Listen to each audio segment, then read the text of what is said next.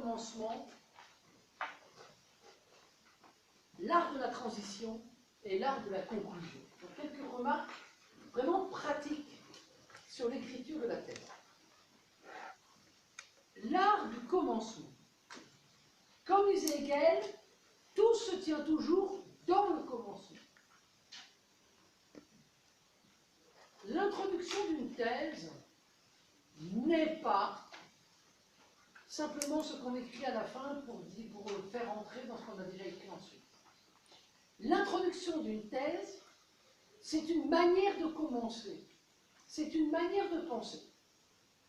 Et donc, l'introduction d'une thèse, c'est, en philosophie, un des moments, voire le moment le plus important.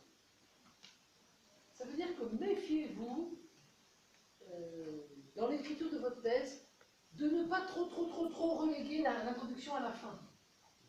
Moi, je vois beaucoup d'étudiants, ils ont fini, il a fait ça, il a fini, puis il est parti au Vietnam retravailler, il n'avait pas fini l'introduction à la conclusion. Il est parti enseigner, et il n'a pas fini.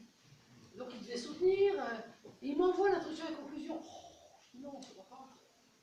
La thèse était bien, donc il a dû retravailler du Vietnam, l'introduction à la conclusion, la faire relire parce qu'il y a le correcteur LED et tout ça, pour arriver à quelque chose de correct. Pourquoi? Parce qu'il a relégué l'introduction à la conclusion à la fin du travail. Mais attendez, tout d'un coup, vous pouvez vous le texte, donc vous dire, ça doit commencer comme ça. Ça doit commencer comme ça. Et le jour où vous savez que ça doit commencer comme ça, vous écrivez, et vous mettez des brouillons. Vous écrivez, vous mettez des dossiers, introduction, brouillon, etc. Hein, c'est ce que j'appelle, c'est ce que Jean Guiton appelle le monstre et le repos. Hein, le monstre, c'est tous ces papiers, ces petits papiers, ces petites idées, tout ça. Vous notez, et vous laissez décanter.